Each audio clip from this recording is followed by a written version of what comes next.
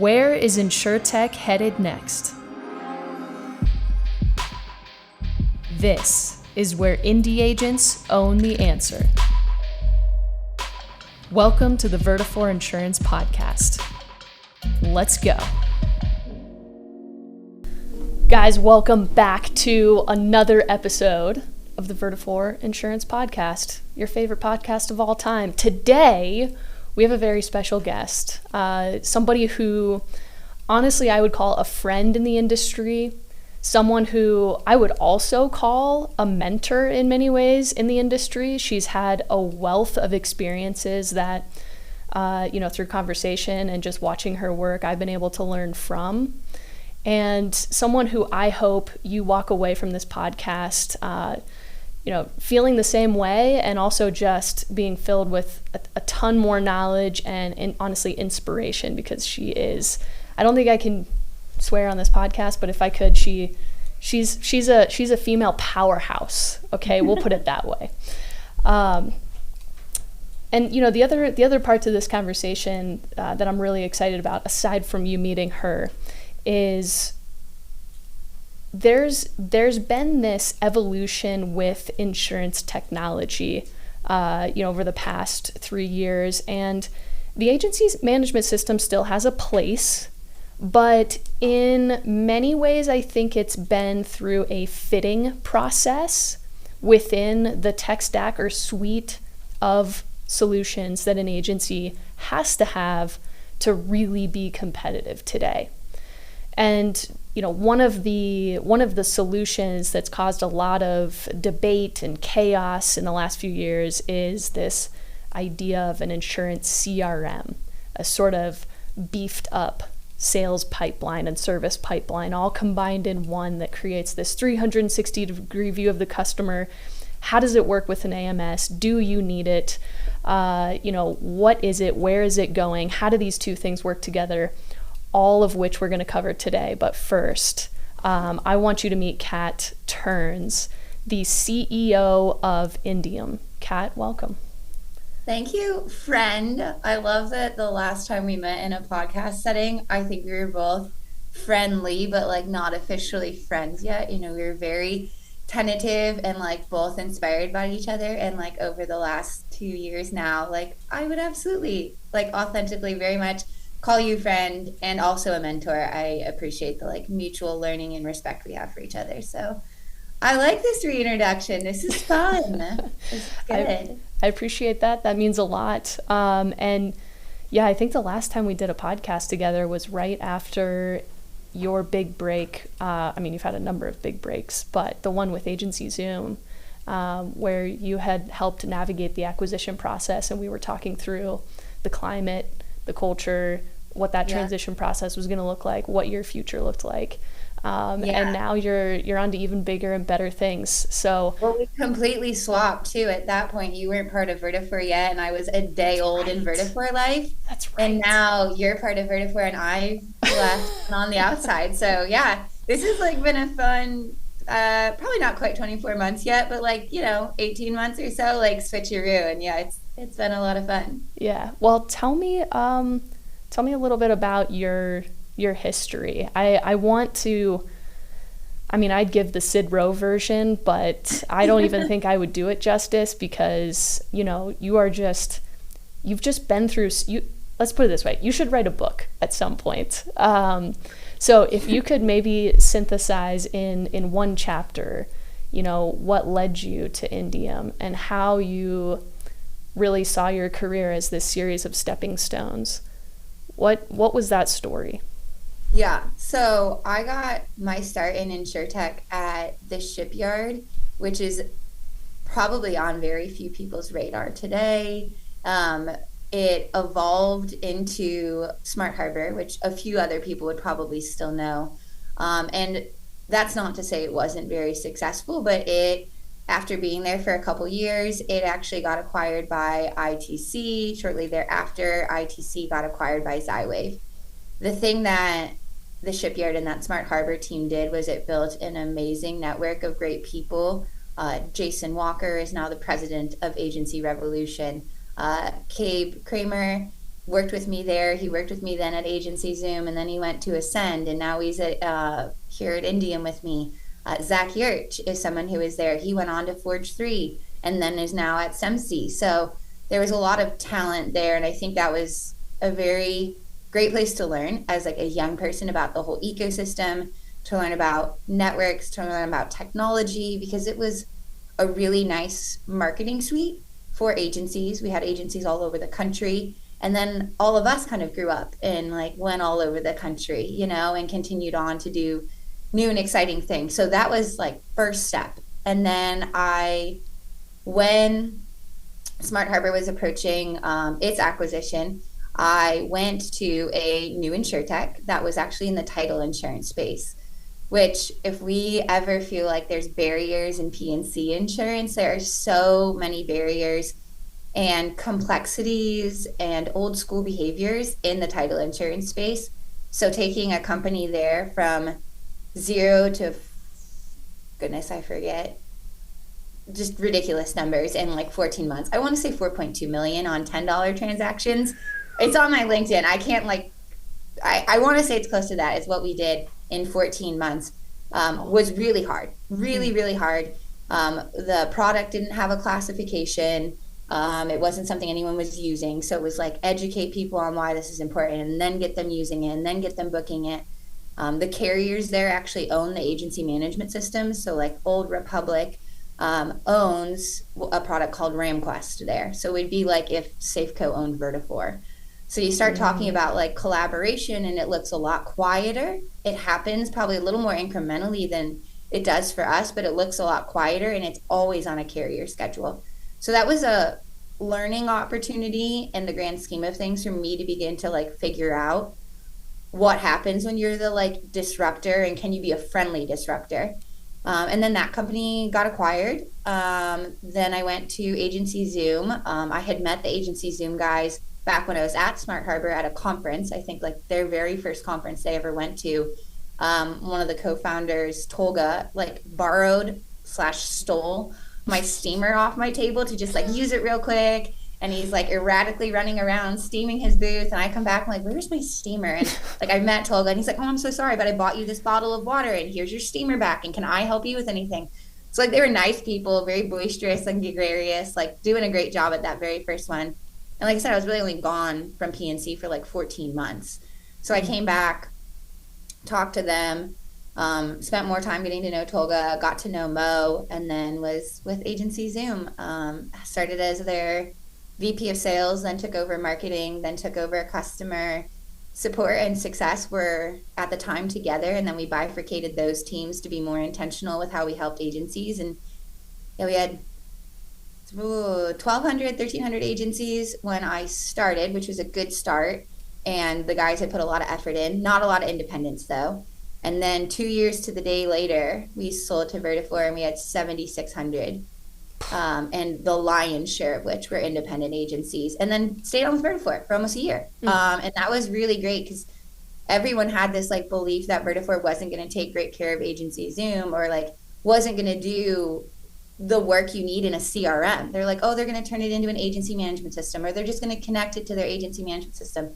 I'm like, guys, like, trust me, like none of us are leaving.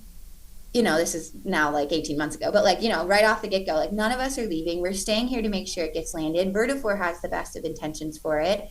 It's not backing out of partnerships, even with other agency management systems. Like they really are passionate about having a CRM. And certainly like how big does it grow up to be as its own company compared to a product in a very large company is different, but never like dramatically so, you know? So stayed on for a year. And then I went to a mastermind event actually on behalf of Agency Zoom, and I'm sitting around, I don't know, probably like 40 or so agencies at this like kind of invite only thing we did in Indianapolis. And I was like one of 2 vendors that they had there just because I'm friends with them all. And somebody kind of like pulled my leg. They're like, are you ever going to leave Vertafore? I'm like, I don't know. Like, I'm not in a hurry to. Like, I like it here. There's certain things I don't like. I always like felt like it was kind of lonely in Columbus compared to like how much energy there is in Denver, you know? I'm like, but like I'm in no hurry. And like the markets are already starting to get scary in the startup space too. So I'm like, the part that I love so much is going to take a really heavy hit here. It's going to be really brutal. So I want to be very attentive with like where I go invest my time and take my people. And they kind of bothered me about it. And they're like, well, what about a network? Like, would you ever like go work at a network? I'm like, absolutely not. Like, not a chance in hell. And they're like, oh, okay, Kat. And then they kind of came back to me and they're like, what if it wasn't your like typical network? Like, what if it was kind of weird? And I was like, maybe. And like, what if it was an absolute, am I allowed to say show? Go we for have to edit it. that part out. Go for it. like, what if it was an absolute show? And I was like, oh, now I'm interested. Now I have my attention. I don't know if that's just like sadistic or. It is 100%, 100%. So yeah, that was in mid to late fall. By the time I kind of like ended up like pinging back and forth between the board members and such that were like, Kat, hey Kat. So like as I like talked to them more and I kind of felt it out.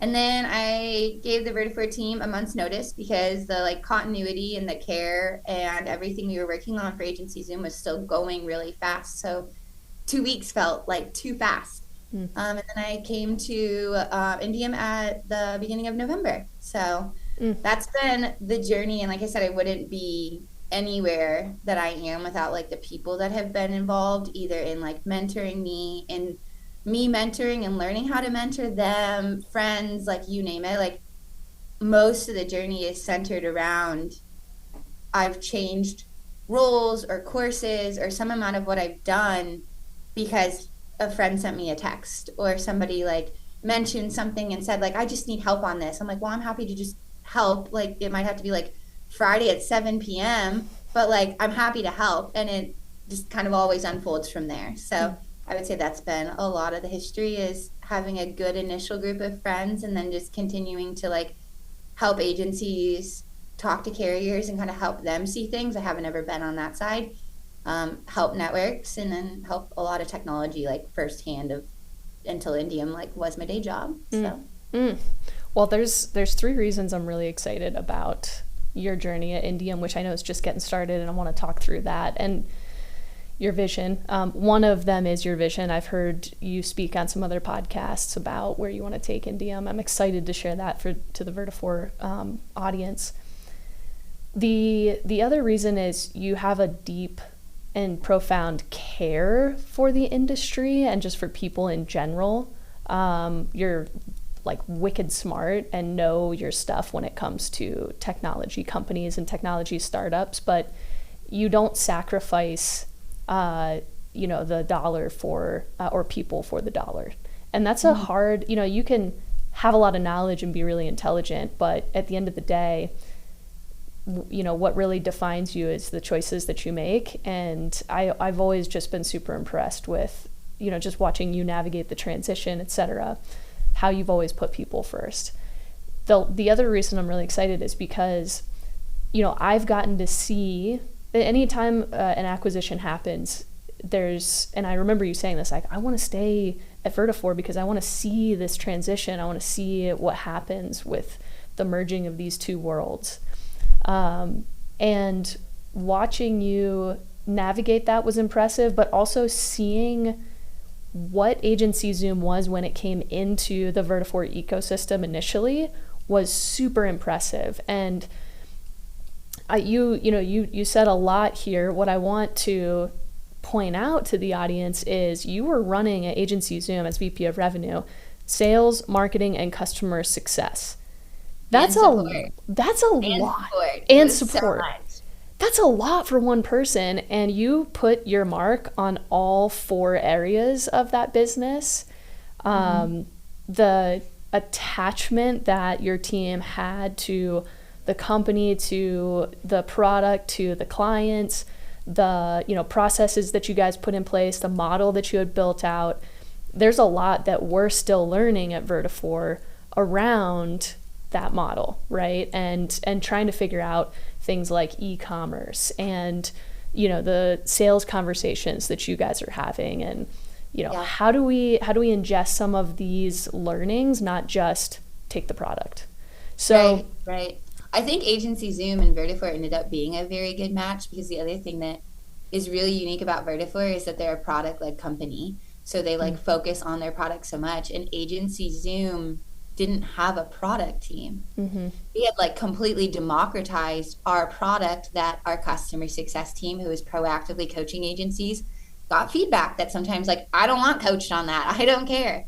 Or our customer support team got the reactionary feedback of like bugs and very like specific enhancement requests, little steps forward, not the leaps. And our sales team or our eyes and ears with our marketing team about what was happening in the market and could our product grow and respond that fast. But we did not have really like a formalized product team. We didn't have a product roadmap that was documented in the same way that Vertifor does, when that is the core competency of how Vertifor runs. Is like that is the like lead pole, that is what the direction that everyone goes to. So joining Vertifor and taking not the opposite, but like the strength that they have in being product led, and then the agility that Agency Zoom had to be scrappy and have no product, but then suddenly bolstering that scrappiness with actual organizational skills and sprints and roadmaps and investment like planning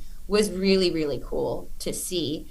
And it took a while like to figure out because, Vertifor's product team is like, we're so excited to have you here. Welcome, welcome, welcome. Like, all right, what were you guys doing next? And we're like, well, we were going to do whatever our agency said. And Vertifor's like, we like that, but like, what about next week? And we're like, yep, next week, we're going to do whatever they say. And Vertifor's like, okay, let's start talking about long-term ideas here. So it took a little while that like long-term got planned and then long-term started getting enacted. But I think a lot of agencies who felt like there wasn't direction when Agency Zoom's product first got like acquired, just that portion of it, started to see come summer that, oh, okay, things are starting to land really well. And I think by the time I left, a lot of agencies had a lot of faith in that like Agency Zoom wasn't going away, the people and the style of it wasn't going away, and they better understood the bolstering of Vertifor's product-led environment to enhance what Agency Zoom had been. And that was really,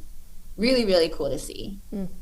Well, I know you're not going to give yourself credit for that, so thank you and kudos for all the work that you did over the 6 years at Agency Zoom to build that, so that we, when those two worlds merged, I think we both learned from each other.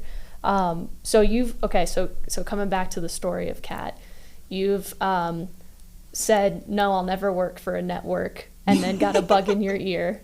And here we are, you are the CEO of Indium, with an amazing track record. Tell us about your vision for the network. Where was it when you first stepped in, and where do you want to take it? When I first stepped in, it had been kind of unmanned for a while, unfortunately. We'd had some of our executives had left, which obviously like absence is convenient for me, that then like there was that opportunity for me to be there. But there were some pieces to like pick up and catch up on, and then beyond that, we got into like, are we a network?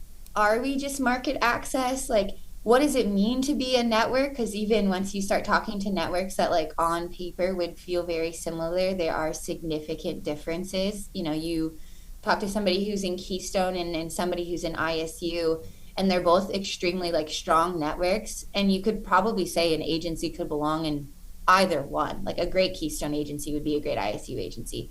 A great ISU agency could be a great Keystone agency. But there's something in the culture of those companies, how much training they do, how do they get together, what is their community really, that drives people to have an affinity for, I'm a Keystone agency, and I think like no Keystone agencies have ever left. And ISU like carries a very similar track record of like very rarely has an ISU agency ever left. So they had a presence that allowed agencies to make the right choice when they wanted to join a network. What I didn't find were networks that served a specific type of agency, which I am like excited to have all of our agencies be stuck. on a plateau where they like fought a pretty hard fight. And then lo and behold, they ended up a little stuck. They're like, well, I don't know what to do next, or I think I'm tired and I need to rest. It's like, okay, like we can offer some amount of like harbor to resting and some like time to like help you get through that, or some projects even that help you, you know, pack up your backpack and take on the next like climbing adventure that you're going to go on. Like, let's start prepping for that even peacefully if we can, you know? So I'm excited to like serve that group. And there was nobody who was serving that group and type of agency with a community and without long-term contracts. Our agencies renew with us every year, and that's like a really cool amount of accountability. It's a really big responsibility, which it happens in July. So I'm very grateful that I like came in November because I have 10,000 things to do before July, and that gives me enough time to be ready. But in the grand scheme of things, you know, it was super interesting to figure out like what Indium was. And I think if Indium had been a network that helped captive agents go independent, I wouldn't have been interested.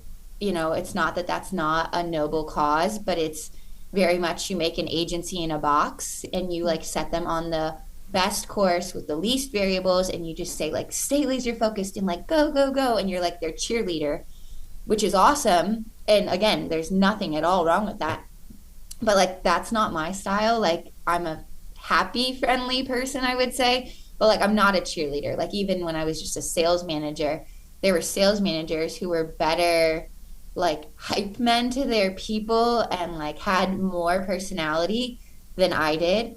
So I knew that wasn't what we wanted to do. And I'm like, all right, so 15 years and like getting you started, agency in a box isn't what we're doing. And then you have ones that work with like really, really large agencies, and it's part of their acquisition strategy of like, who do they acquire? And I'm like, okay, I don't want to do that. Like, I really truly believe in these like hometown heroes that continue to like serve their communities with like high integrity and have amazing staffs. I think that's something else I like about Indium agencies is they all have teams. Like it's very rarely like a duo. A lot of them even have like first time or second time managers. So like I love building that culture. So to take the skills and the things I love to do and then to take that out to what is right now like 300 members, it just felt like the right people. And then, like I said, to like play with a little bit of a business case of if you actually invest in these agencies that are through perpetuation plans or change or carrier access or technology stuck, or all of the above stuck.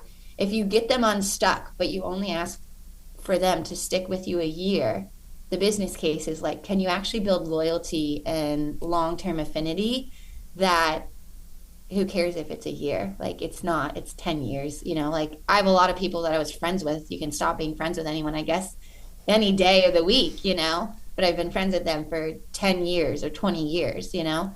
So that's kind of the business case that we're playing with Indium. And what appealed to me was the problem that other networks have solved very specifically to meet the needs of their membership, you know, that we have either not solved out of like lack of interest in doing so or lack of preparation. And it gave me almost, even though it wasn't like a win, it gave me a clean slate that I could start from and decide like, all right, I don't have anybody that hates me that has 10 more years on their contract. You know, like if you don't like this in a year or from November to July, like, all right, there's the door, like you can go. And it's been fun that we've had some people that have already come along for the ride. Like we already have people that are like, hey, you're here, or oh my God, I like know Lindsay Wallace, her mom's Carrie Wallace, I'm in North Carolina, I didn't know who Indium was, you know, like we have a lot of agencies that are exactly what I was excited about serving, coming out of the woodwork and saying, you guys being a network, but not a network because it's annual and because it's meant to be more consultative in the training and the adaptation of how you serve us. Like, I'm actually interested. Like, I'll talk about that, you know? So I'd love to keep most of our teams. I don't know if we will to a T. You know, I think there will be some people that are like, I really just wanted Indium for the market access portion of the network. And like, Kat, you and all your consultative nonsense can go to hell. Like, I don't want to do that. So I'm sure I'll have some people that are like grumpy and been like, that woman is nosy and intrusive. And that's okay. Like, and maybe they wouldn't be served in some of the networks that are more low key and like, here are your carriers, here are your subcodes. If you need us, call us. But yeah, that's kind of like that's what drew me to Indium, was the like ambiguity. And some of the ambiguity, like I said, was like to the average person like a problem, and to me it was an opportunity to course correct and do something new, and some of the ambiguity was just a clean slate. So I think as I listened to, you know, the vision that you have, there's two things that stood out to me.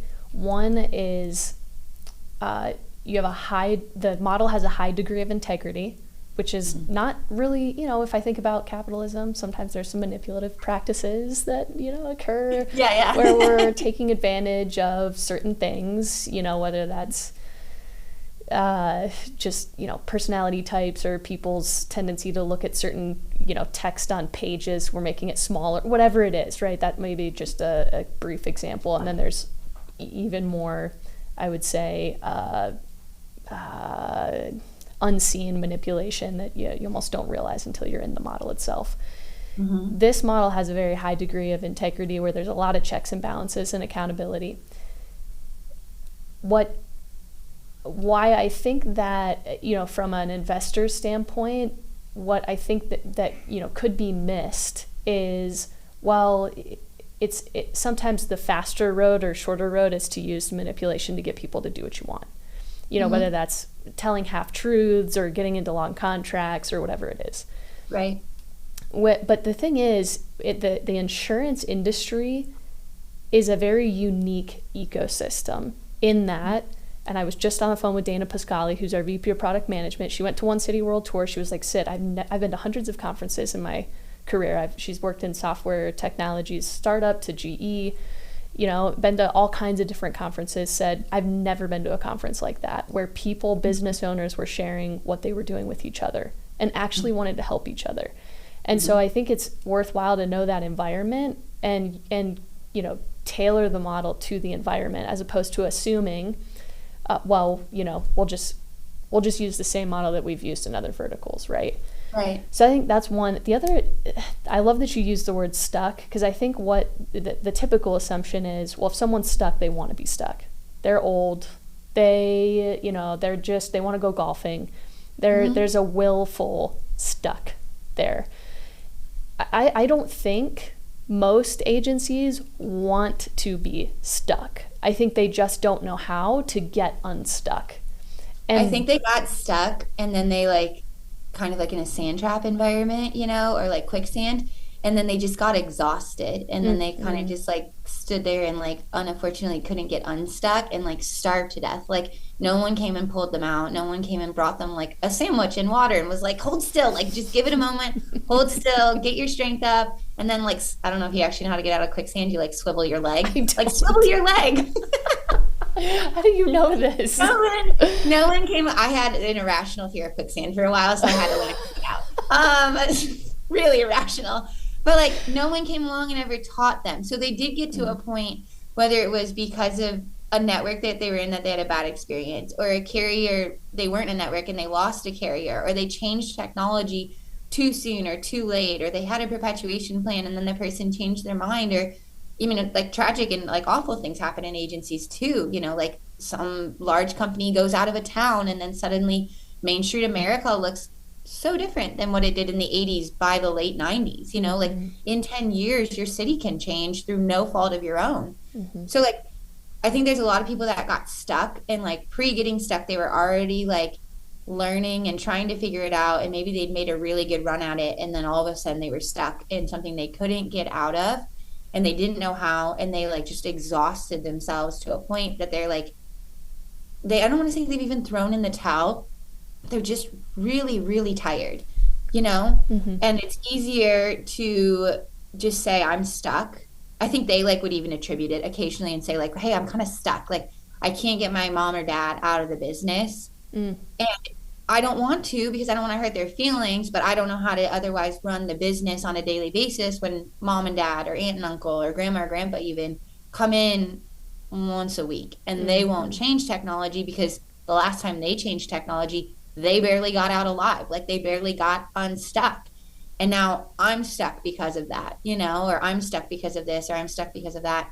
I think some of them get really tired rather than fight it. They maybe like say, like, I'm going to stand here, conserve some energy, and wait until I can get unstuck. Mm. I think there's something in our ecosystem, and I think a network fits this, like, where you have your agencies on one point of a triangle, you have your technology partners, and you have your carriers on another point of the triangle. I think your networks and aggregators and even associations, again, like it's about like what are people committed to you with, can serve in the middle as a way to like help you get passionate and help you be more informed and realize you can get unstuck when you Mm-hmm. like have the strength to be unstuck now. Or we can, if you do not have the strength, we can lend you the strength. Like we can bring you the sandwich, we can bring you the water, we can bring you the knowledge to swivel your leg and like get unstuck. And that's where I think like networks do fit. And I think networks all have a future. And then to your point, it's just like how much trust, and it's not just manipulation, but like how much trust can you earn on the way into that relationship? That who, like, how stuck of a person can you help? And we're in this position that we can help really, really stuck people because setting up and starting a relationship with us isn't scary. It's Mm-hmm. not 15 years, it's not 10 years, it's not 60% of your book of business moving into a subcode. There's, I don't want to say no rules. There are some rules. Most of them are around like adopting change and being part of the community and like serving as a good member. Um, but aside from that, there's just like not a lot. And that I think helps people who are second generation or stuck on technology or stuck with their carriers feel like, all right, like the person who's like pulling me out here, handing me the bottle of water, giving me this knowledge isn't then going to just lead me to another place that I get stuck. And Mm-hmm. instead of it being this like patch of quicksand, it's another patch of quicksand that they knew was there all along that I can't Mm-hmm. get out of. I think there's a lot of trust around that. And I think it allows us to help a different type of agency that's stuck. Absolutely. Yeah, I'm excited for what's to come with Indium. And I know that one of your or a part of your model's competitive advantage is that technology piece, that Mm-hmm. third corner of the triangle. So, what in part of this conversation is the agency's tech suite and kind of how you guys are helping there and the integration that you're providing with Indium. And then part of it is Indium's tech stack. Like that's sort of the Mm-hmm. foundation. So maybe we start there with what I mean, you've got a wealth of knowledge on technology. I'm, curious on what does that foundation look like? Yeah. Where'd you make those investments, and then how are you helping agencies as well? Yeah. So sitting in that middle ground of the triangle, we were using Salesforce and we were like very much struggling because our instance of Salesforce was insurance specific, but it had been long ago acquired and sunset. And we were even on version one, like version two had been sunset. And we were one of the two last companies on version one.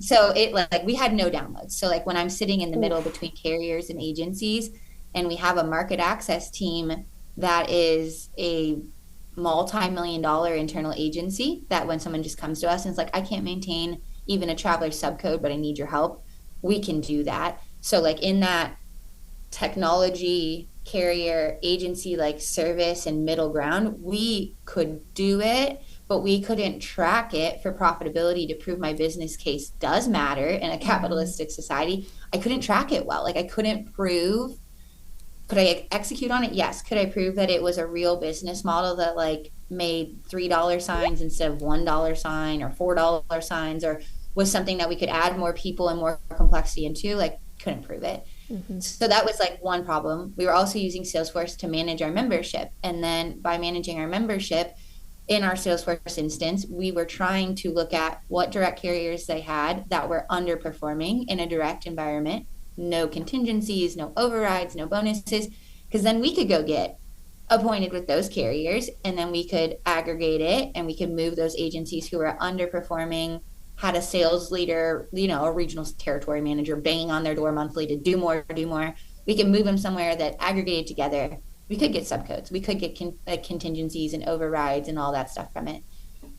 Same with technology. We could, in our Salesforce instance, look at what technology the agencies were using to go back to the technology partners and say, listen, like 20% of our agency base or 30% of our agency base is using your technology. Can we co-opt this? Can we do more? Can we put a library of content into this to bolster the offering that you have? And again, like Salesforce was just falling short on that. We were asking a very old version of it to do more than we should have. And same thing, like it was just falling short. And when it's falling short on managing technology on behalf of our agencies and managing carriers on behalf of our agencies, it's really taking out two legs of my three-legged stool of my little triangle here, and like it just wasn't working.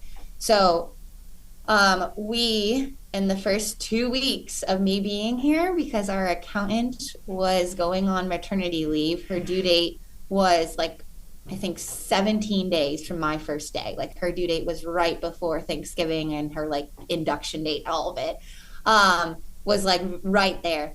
We made the decision in 2 weeks to move our 300 agencies, our 3,000 users, our whole internal operation off of Salesforce into HubSpot for our member management to better track direct code performance, subcode performance, and technology adoption of our members. And our co-op program that we're like releasing next week, and like telling our members about. And then our agency operations, our actual internal, someone comes to us for help, and all of our commission and reconciliation for that went to AMS 360. And then we're working with Synatic to actually build a bridge between the two, that we're able to connect how much business someone puts in our internal agency with travelers into HubSpot.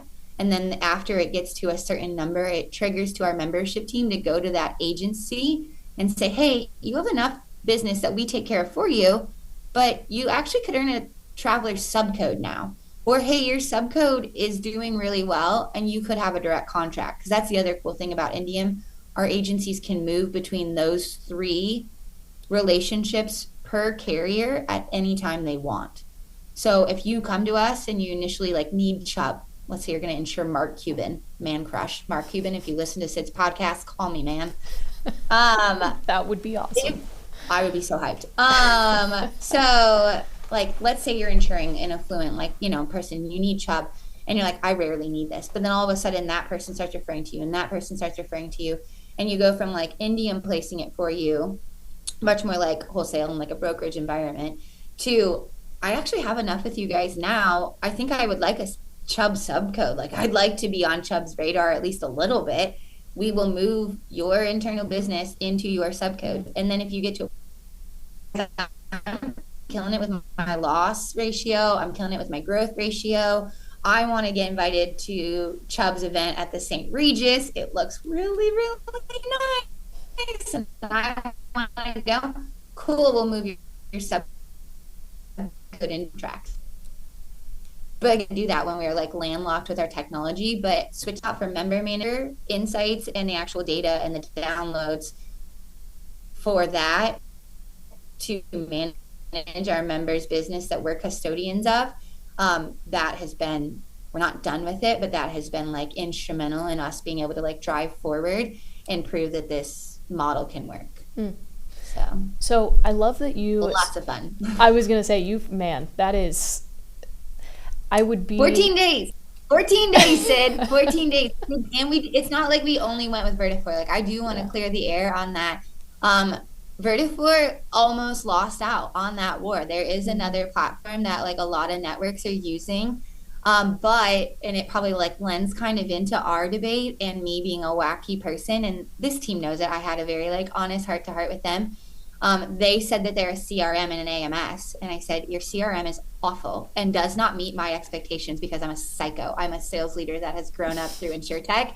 And my expectations of a CRM, having used one for a decade, having built one for 3 years in multiple environments now, like, nope, not good enough. So take that off the table. I'm like, let's talk about your AMS against AMS 360s. And it wasn't going to stack up then, But like we looked at the two big ones. We looked at this network specialized one that said we're all in one. We're an AMS, we're a CRM. You can do everything, everything, everything, everything, everything. I'm like, no, you can't. And like we did all of that. We did all of our accounting stuff to make sure because we do have really complex accounting to pay out our members on that like custodian book that we're doing the wholesale and everything for. Like we did all of that in 14 days. My first 14 days. Like I got an email login and essentially just started like burning Rome to the ground. So yeah, and now we're pretty close. I think we're gonna launch out to our members. Our like current goal is May 1st. That way they'll have the new like experience to see in May and June, and then they can say like, I love this new experience, or like, Kat, I do think you're wackadoodle, and like I'm out, man. I'm really out. I'd be hard pressed, I think, to find a network that's doing as much with technology as you guys are doing. But it's also no surprise because they have a CEO that has so much experience with technology. So let me ask this for those listening who are wading through the chaos of CRM and AMS. The reason this is so weird is because insurance has vertical-based software, which is unique, right? Because of our independent model, we've got agencies and the bifurcated distribution model. We're using technology to connect, right? But in other verticals, you buy a CRM, you plug in some VoIP system, e-signature, whatever, you're off to the races. Your CRM is your source of truth. It keeps that, in terms of source of truth, it keeps performance metrics, it keeps client metrics, and you're good to go. Not the same in insurance. And No. so to just like add to the complexity of owning an insurance agency as if it wasn't hard enough, right? Like, Yeah. now we've got. I think like the thing that I also have come across with working with the agencies more and being an additional middle layer, our industry, like the people that we both serve, like said, like whether it's on Vertical or Indium, is the agencies. But the agencies are also glorified salespeople. And I don't mean that's like their personality, but when you look at the distribution of in the actual insurance product, they are salespeople. They are selling on behalf of the carriers. Sure, some of them are independent, some of them are captive, but they are the sales arm to the carrier, And I appreciate that a lot of them also do the service work because they're that great of salespeople and they're more authentic and they want to be connected. It's really cool that like they do sales and account management and service quite frequently, But I think that adds to the complexity of why we have the responsibility as an industry to be salespeople, but not have just a CRM. We have to have an agency management system. And then for my own salespeople in my own business, like if I'm running my agency more as a business than just a large sales org, I then also have to have a CRM. There's like multiple layers where the like storyline doesn't jive and it doesn't line up. It's like, well, if I'm just a big salesperson for like nationwide, I'm just a distribution thing for nationwide, like why can't I just have a CRM? And it's like, it's actually because the CRM you would need is nationwide CRM. And the CRM you would need is Travelers CRM because you are selling for them and selling for Safeco and selling for Chubb and all the different, organizations. And I think that's where then the agency management system comes in, is it translates our industry and the position an agency holds as sales distribution from different carriers. Like an agency management system converts many CRMs into one spot where you can do the administrative functions only. I mean, some have it like layered on additionally great things, but like truthfully, like the administrative functions only of a CRM. You can see what producer is assigned to what policy and what customer. You can see how you're supposed to be paying things out. But because they have to translate so many languages, and Ivan certainly like helped normalize that, but when we first started with agency management systems, that wasn't true yet, and downloads came along later and it helped.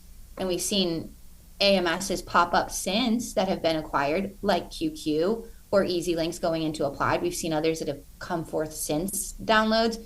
have an easier path to success and be able to do more quickly. But your incumbents, like AMS 360, that's been around for years, its real original job was to translate nationwide language and Safeco language and travelers language and Chubb language as much as they could gather across every carrier in the country and get it to a sales team in just an administratively simple, straightforward way, and then that lost sight of what now the world has transferred into around customer experiences. And like, what does a CRM also become? Like the bar for CRM has gone up. The complexity from carriers has also adjusted. I don't want to say it's gone up or down, but it's adjusted. So like, because all of these things are moving, AMSs couldn't become CRMs, and we couldn't just drop a CRM into the responsibility of an AMS either, because there is a true necessity to translation and administration of being an independent agency, or having our independent ecosystem. I think that adds to the confusion, It does. I think you did a really good job of putting a lot of history into context there. And one word that, and I want to say you introduced this to me. I can't remember if it was you or if it was somebody at Atomic when I was there, but this idea of a source of truth. So every system that you have, either you're going to have a setup where you've got all these different islands, or you're going to have a setup where you connect all the islands, and really you see one system as the main, how would I describe this? It's the think of the APIs as the highways, right? Like, this is where all that data sits. It's the data lake. It's the data warehouse. It's right. And so I think that's a new concept for agencies, because we call it the agency management system.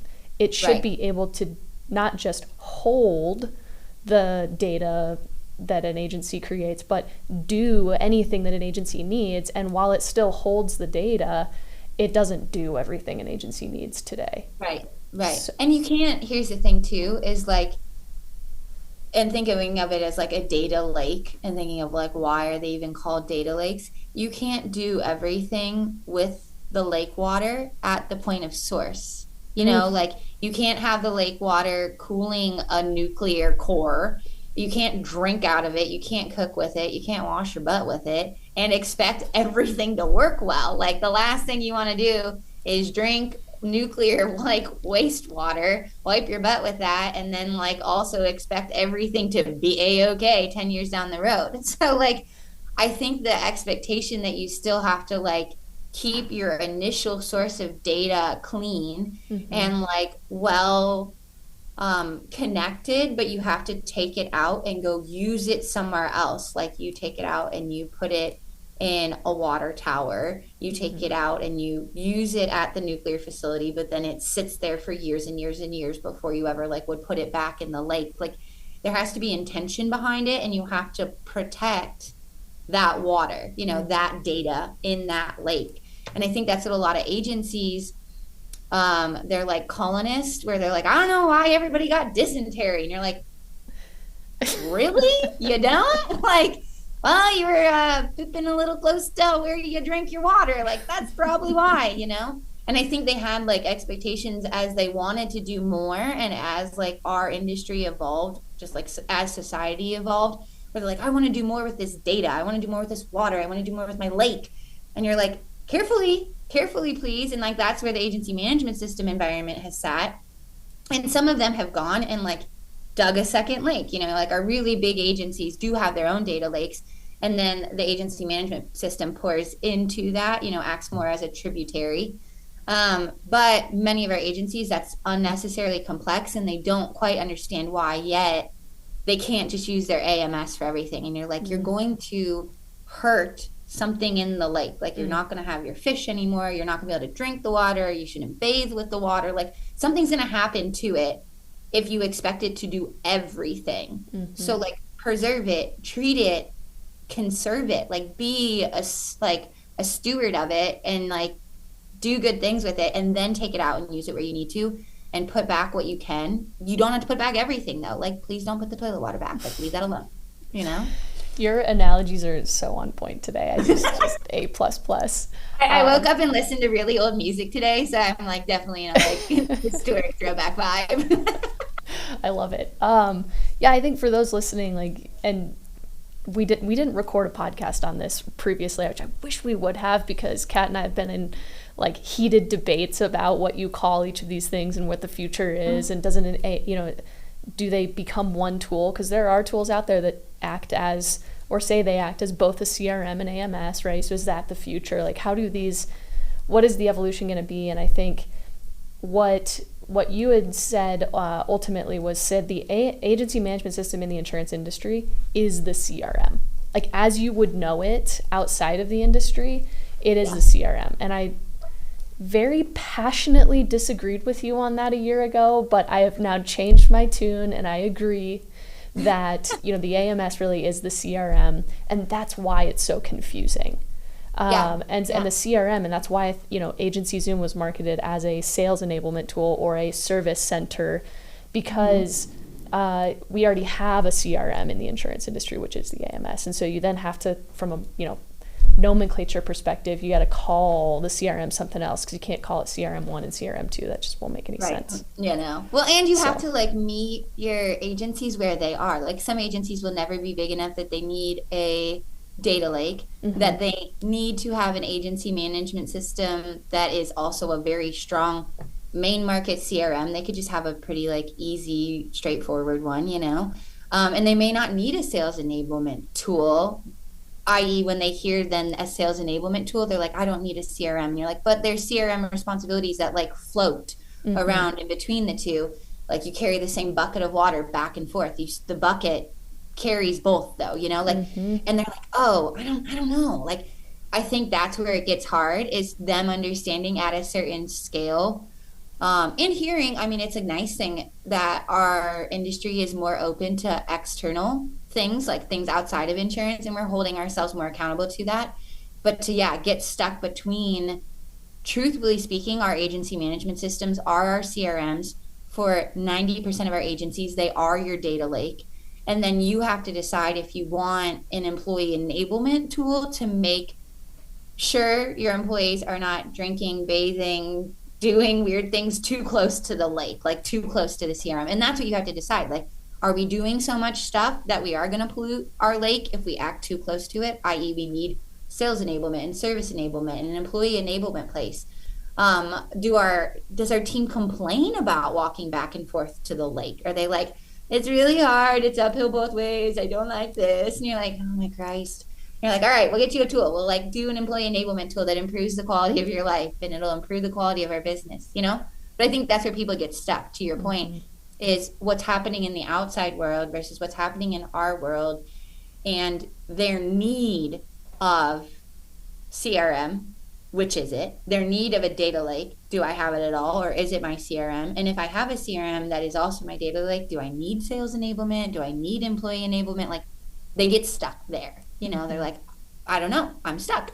And then that's where pain in the butt people like some crazy woman here come along and like have networks or have aggregators and have associations, and you name it. And hopefully they're starting to hear and have more one-on-one conversations, or even hearing, like you said, you and Dana went to One City World Tour, and hearing from their peers like, hey, I'm big enough that I can't have all of my people right at my data lake and right at my true CRM and my AMS. I need to take them a little further away from the shoreline and put them somewhere that they are safe and not hurting themselves nor hurting anyone else, Yep, absolutely. Kat, thank you so much for coming onto this podcast. I really appreciate it.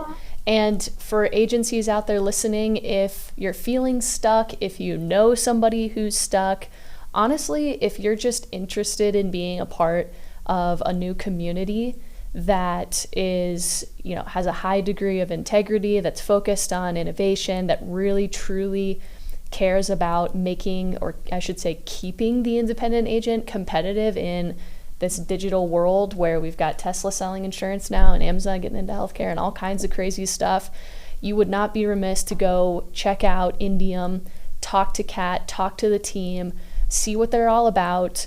And even if you're not ready yet, keep your eyes open. around what they're doing. I know they're growing their team, really quickly here. So big things to come. Kat, thank you so much. Thank you. It was fun. Like I said, 18 months later, real friends, mutual mentors. I love it. It was very fun. Awesome. And 100% happy to make time for agencies that are anywhere in the process. We're working with teams that are 300 million. We're working with agencies that are in top 50 in the country. We're working with agencies that just hired their first 2 or 3 producers too, and like they got stuck on their very first plateau and they're trying to get out of the quicksand and get past it, and they're like getting ready for the next thing. So no matter what, like happy to talk. We can decide later if Indium is what makes sense, but just very grateful to our industry and very appreciative in a way that I want to always make sure I have time and can give back. So absolutely. I love it. Awesome. If you haven't hit the subscribe button on Channel Orange, hit the button. If you haven't checked us out on Apple, Spotify, Google, we're on every platform, Stitcher, you name it. I don't know why there are so many today, but hit subscribe and those episodes will be delivered to your inbox as soon as they're released. All right, guys, see you soon.